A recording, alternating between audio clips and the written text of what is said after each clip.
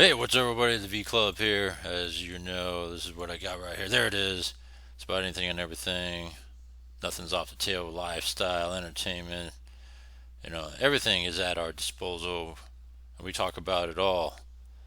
Alright, so with that, and we could agree to agree or agree to disagree. That's what this is all about.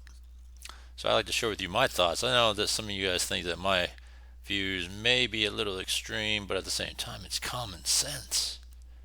Alright, so let's just get to it, alright? So, with that, there's a lot of things going on right now, man. We're probably the couple biggest things that are happening besides what I talked about yesterday, Fani Willis being disqualified, because everything about this whole Trump election fraud case in Georgia back in 2020 that all of a sudden she tried to push the issue on, it's all been bad, right? And so, being that it's all bad, she got disqualified from the case. So now it's up to any other Georgia DAs that want to pick up the case and continue it, right? And if they choose to, they would have to start all over and go through all the stuff once again, which at this point in time, it's been, 4 years. Trump got reelected now. I don't think any of the Georgia DAs are going to try to push the issue. I think it's done. This thing is over. DEI hires like her are over with. It's the thing of the past, which is just a recent past, 2020, right? When you have all these DEI hires. And it's just funny. Alvin Bragg's another one, right? You go down the list of everything. Kamala Harris, you could say, was one for vice president. And it just goes on and on. Brandon Johnson, mayor of Chicago, right? Eric Adams, New York. It just goes on and on. All these DEI hires, right? And they've proven to be bad. So bad that they're being exposed for what they are now, right? So that's why she got, DQ'd. But when you really look at her case, there really isn't and wasn't anything, and so much lying, right? She lied about a relationship with her boyfriend there next to her, who she brought on to try to help prosecute, but ended up taking a ton of money paid out to him, and in turn flipped it to spin on her to make it look like it was a business deal and not so much a relationship thing. But she got exposed for it and lied about it, and I'm just surprised it took this long to really just put her out the pasture, because it was bad. Then you look at the Jan 6 committee, that one of the people that's part of the Jan 6 committee, Liz Cheney. At first I was wondering like why they were going after her in terms of being that she's a neocon and all that, but I was wondering why, but now I know why. It's because she's really toxic, and the big thing about her in the Jan 6 committee was she did a lot of tampering, which is bad, right?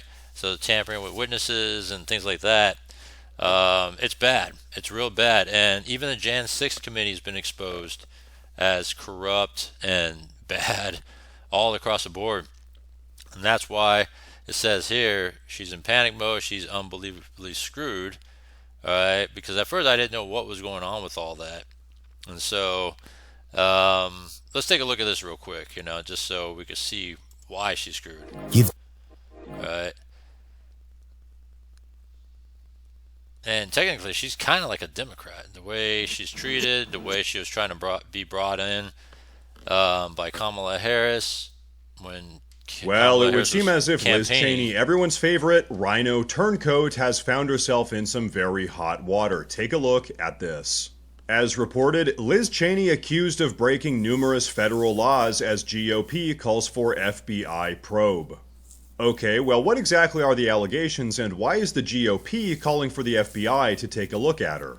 Well, as it would turn out, the House GOP has accused former Representative Liz Cheney of witness tampering related to her role in the January 6th House Select Committee. They claim she tampered with at least one witness by secretly communicating with the witness without her attorney's knowledge.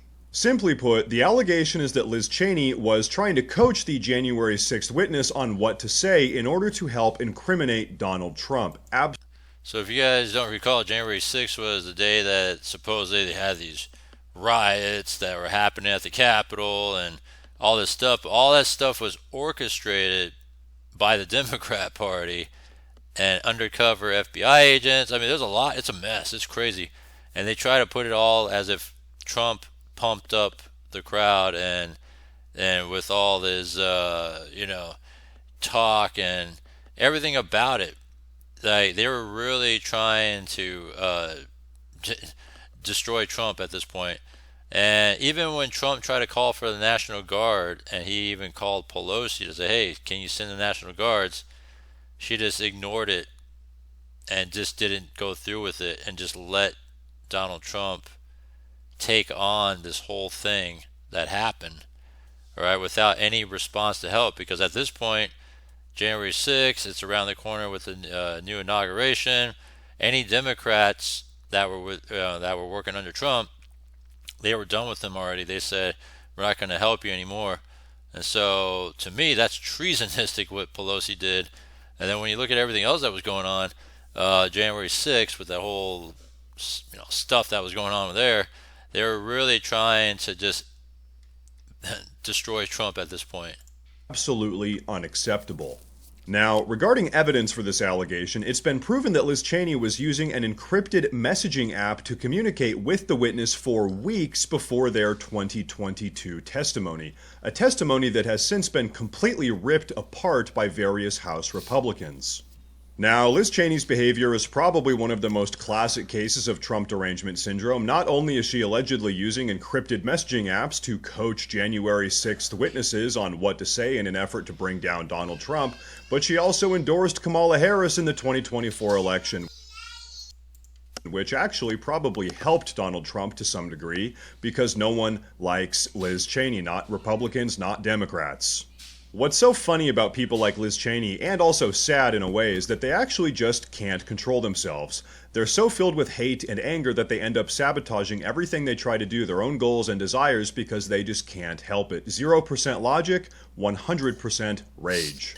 Now, Donald Trump has actually given a statement on the ongoing Liz Cheney situation, posting, "Liz Cheney could be in for a lot of trouble based on the evidence obtained by the subcommittee," which states that, quote, "numerous federal laws were likely broken by Liz Cheney, and these violations should be investigated by the FBI." So here's my take. If Trump is coming after her, the entire GOP is coming after her, there's going to be an FBI probe into her activity, and there's already evidence to suggest that she's been using an encrypted messaging app to contact J6 witnesses and tell them what to do. She's screwed. Yeah. But hey, I want to know what you guys think about this one. Yeah, she's screwed, which is good. They do need to get investigated, and what Trump did and hiring Kash Patel for FBI director. Oh yeah, they're going to go after everybody. This is like when you really look at everything, everything's been a huge conspiracy, which has been crazy. And it's like what he said, over this whole Trump derangement. Like everybody was out to get him, and everything is being unraveled before our eyes. This whole conspiracy of trying to destroy Trump, and it's all been falling apart. And you see everything's being exposed now. And every one of these people, I think, well, not every one of them, but I think a lot of them are going to be in some serious trouble. Several of them probably will be locked up, and should be. They should be. But yeah, so that was what's happened there. What else is going on over here? Amazon. Amazon's about to go on strike, right? So you have Amazon going on strike. I don't even see that here, but I had it up here for a second ago. But yeah, Amazon's about to go on strike. There it is. At 7 U.S. facilities during holiday rush, on strike. All right. I think it's over like pay and unionizing and all that stuff. Of course, the ongoing UFO activities. Things like that. So, I mean, hey, it is what it is. And it's just funny. Then you come to find out, you see things like I did a coverage video on Stephanopoulos when ABC had to pay $15 million on a settlement Come to find out, his people were telling him in his earpiece, "Don't say rape, don't say rape," right? Don't say rape when you're talking to Nancy Mace, because Donald Trump was not convicted of rape, so don't say rape. And he ignored it because his cockiness and arrogance is what got him to be like who he is, because he's arrogant and thinks that he's above everybody. He'll say whatever he wants, even though it's not true, because who's going to touch him, right? And then guess what? Got into a lot of trouble. All right, so it's pretty funny. The View caught, let's see, ABC's The View caught colluding in a Liz Cheney criminal scandal. Good. I mean, The View's trash, It's just, they don't know what they're doing. And, yeah, Liz Cheney should be, sniffed out. Just like how she got sniffed out and DQ. She should be disbarred for what she was doing, especially lying, and she's a DA, and all the lying that she was doing. She should be disbarred from being a Georgia, or just for being any sort of district attorney ever again. Like, she shouldn't be doing any law if she's using lawfare and bias to try to go after Trump, because that's obvious what she did. All right, and then let me see what else here. What else can I say about this? Oh, guess we could close it off with this note here. Let's see, Amazon set to strike, or they already on strike now. Let's talk about this right here from the Young Turks. It's pretty funny. It's always good to open or close on a Kamala note, because she's trash. It's pretty funny. Some senior party officials said to be open to Kamala Harris running again in 4 years. Politico asking the question, like, who would be open for her to run again in 4 years after what the failure that has happened, spending over almost $2 billion, and to fail? Like, why would anybody want to give her money ever again? And she's proven to be all word salad, no substance. I mean, why would anybody want her to be anything ever again? Are Democrats coconut pilled? Where are you on this future? Well, that was Fox News anchor Bill Hemmer throwing to Lindy Lee, who's the DNC Mid-Atlantic Regional Chair. Probably not for long, because she is about to devastate Kamala Harris. This is not what America wants. November 5th was a decisive defeat for the Democratic Party. She lost every single swing state. It wasn't a squeaker like it was in 2016. This was a resounding defeat. And right now, Kamala Harris is indulging in delusions of running for governor of California possibly in 2026, or even president again in 2028. America has said this is not what we don't want to be coconut pilled. We do not want Kamala Harris. We don't want failed border policies. And I feel like I'm liberated and I can finally tell the truth that the Democrats completely failed on the border. Title 42 was a tremendous mistake, and no one is willing to say that. And you shouldn't be called bigoted or racist because you want strong borders for the United States. And you should be able to say that the economy was ailing under the Biden-Harris administration, that price hikes did indeed happen, but they denied that for the first 3 years of the administration. And when they finally did something, it was too late. Wow, so it's too bad that the party itself is too progressive to have that kind of common sense. And this is a Democrat saying that. Now, look, Lindy Lee is a bundler for the Democratic Party. She raised a lot of money for Kamala Harris's campaign, and she feels that she was lied to about how she was performing in the polling, lied to by the Harris campaign about the likelihood of beating Donald Trump. And so she's been making the media rounds, and you can tell that she is really soured on the Democratic Party. But someone who hasn't soured on the Democratic Party is Joy Behar, yet even she has some pretty harsh words for the Democratic Party and, more importantly, the Kamala Harris campaign. Take a look. Surprisingly, even though I just said the View is trash, these last couple of days of conversations they've had was really like, wow, where was all of this while this was happening the last 4 years, and when you hear this, it's like, wow, that's actually common sense. I mean, this is the crazy thing, that people can have common sense, but people are deranged, they're disillusioned, people are just like, come on, people. And plus, media spin also can be influential, which is a bad thing, and that sucks. But it really showed how terrible Biden really was, and I think people were in denial for so long that they just finally I guess this is the aftermath, since Biden's going to be out, Kamala's going to be out. Now they can finally just speak on the real truth, finally. But it was just like, I don't know why you can't just be truthful in the first place, instead of just denying or covering up or whatever it is that they were trying to do. It just sucks. The thing the Democrats do, that most politicians do, I think the Republicans did it back in the day with John McCain. It's like, it's your turn.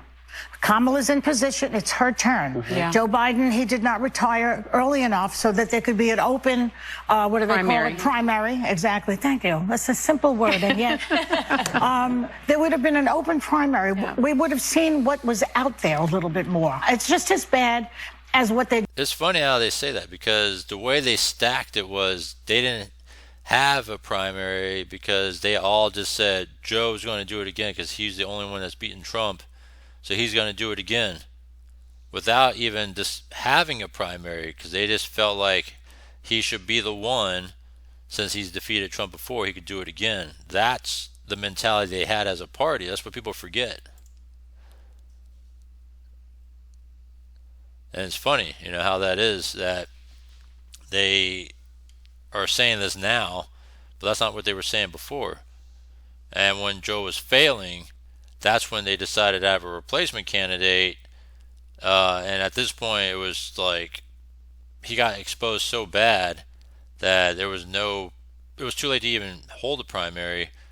But there was plenty of other qualified people to actually run for president than Kamala. But again, they didn't want to lose all the donations and all that money that was brought in. doing with Trump, which is this... all the money that was brought into the party at the time, it would be under the Kamala or Biden ticket. So if it wasn't those two, then all that money wouldn't have been, all the funds wouldn't have been for part of the campaign anymore. And so they didn't want to lose that set of funds. It was a lot of money put in. So they were already deep at this point.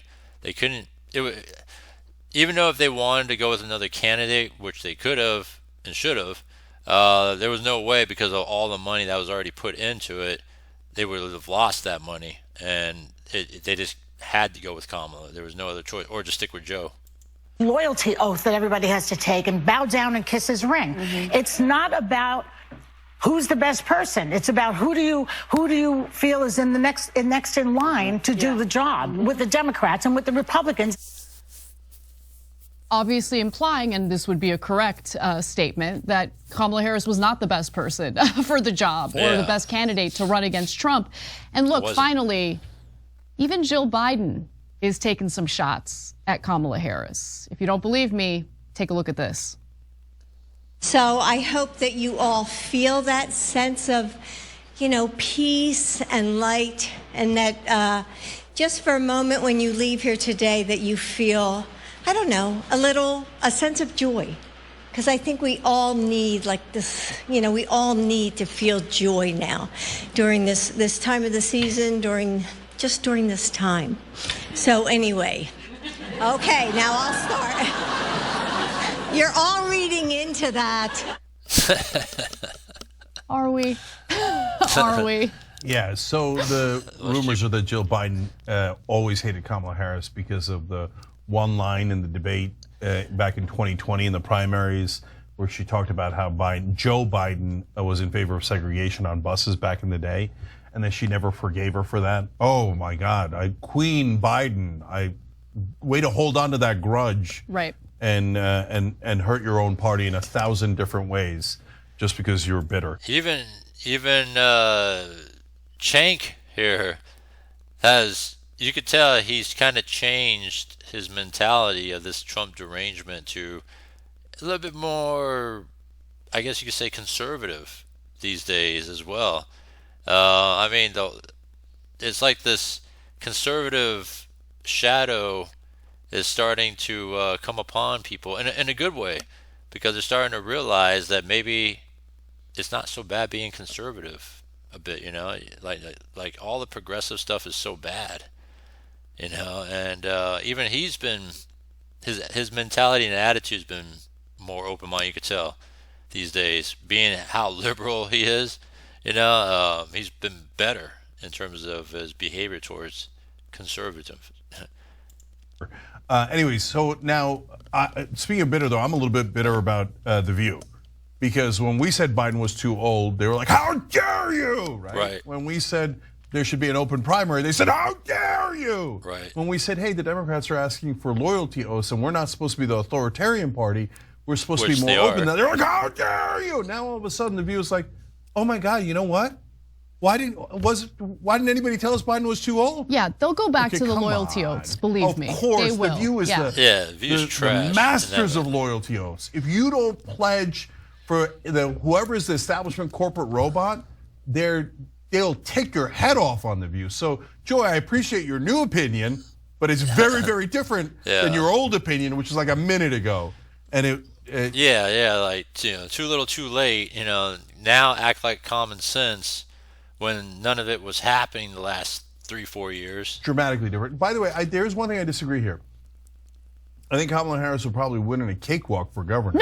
No. Okay. No. What are you doing? What are you doing? No, I'm telling you the reality, whether you like it or not. I don't think so. What are you doing? Democratic voters in California love to obey.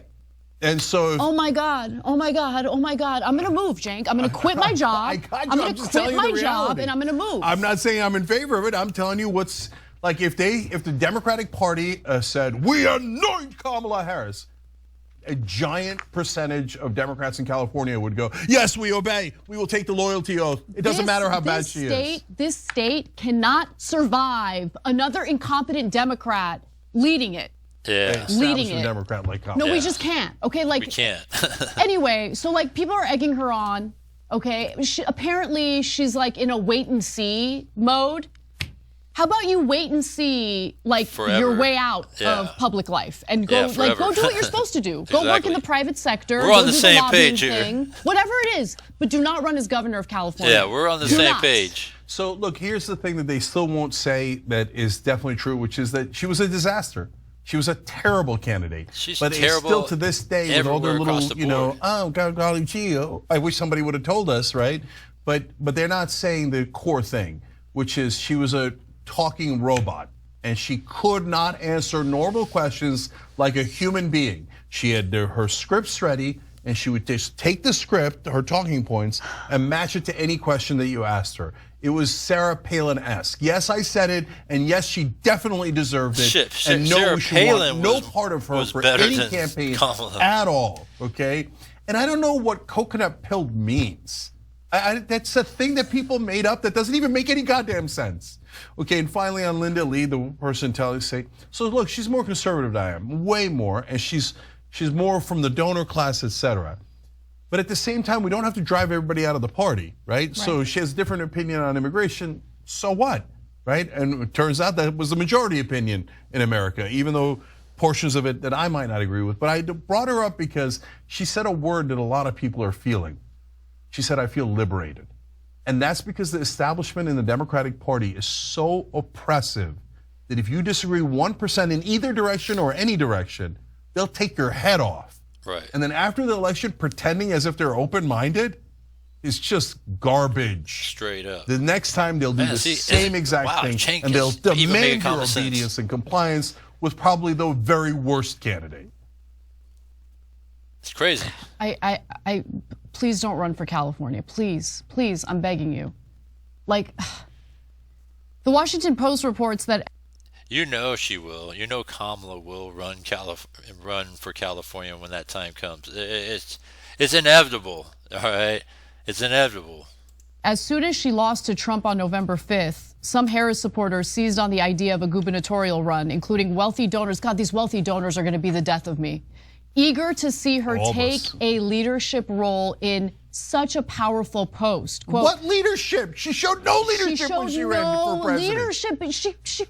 Oh, here's my positions on price gouging. Oh, never mind. Mark Cuban and the donors say that I shouldn't have those positions, so I don't have those positions. Oh, I love the Palestinians, but I'm going to crush them. Let me please finish this graphic, because of course it's always the same people. The people that drove the conversation within 18 minutes of the election being called was the finance team. Of course.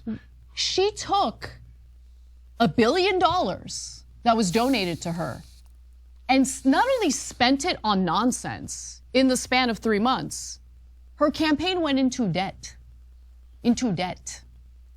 Which is par for the Democrat course. That's just what they do. They spend, don't know how to budget, don't know how to control themselves, and they all do that. So I don't understand why anybody will want to give them any money, because all they do is just spend it like it's nothing. And so that's the whole thing about it. And Kamala's proven it, Governor Newsom's proven it, everywhere. All these blue cities with their shot up budgets where they got to ask to tax more people and all that to pay for their overspending. Look what's happening now. And it's what's happening as they pass budgets to taxes even more. You want her running the budget in California? This is nuts. Okay, I mean. Well, look, guys, there's two things. One, unfortunately, the Democratic leadership has gotten so used to being authoritarian that they think, well, of course, the dear leaders must always be promoted, and they should be around forever and ever. It's funny how he speaks about how Democrats are authoritarians, as they were trying to deflect that to Trump the whole time. But yet, Democrats, everything that they've deflected and always said Trump was, is what Democrats are. And it's so funny how they would do that, you know? Ever until they're all 98 years old and we're wheeling them around, okay? So they can't stand the idea of someone new rising up and someone that would actually represent the voters. But that leads to point number two. Why stick with Kamala Harris when she was a broken robot?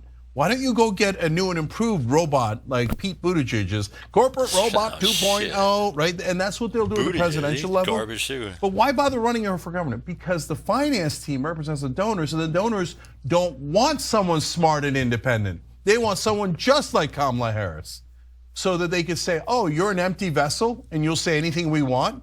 Okay, yeah, perfect, come here. We want to run California, so come on, empty vessel, let's go. And besides which, we've trained Democratic voters to obey the donor class. So if we just tell them that you're the anointed one, they will all obey. And if anyone dares running against you, we'll just smear the hell out of them. Like, oh, Katie Porter, you want to run? We'll just smear you, right? Yeah. Any progressive or any populist or anyone wants to run, we'll just smear them with all the money that we have. And by the way, and the media that we have, who's totally in our back pocket.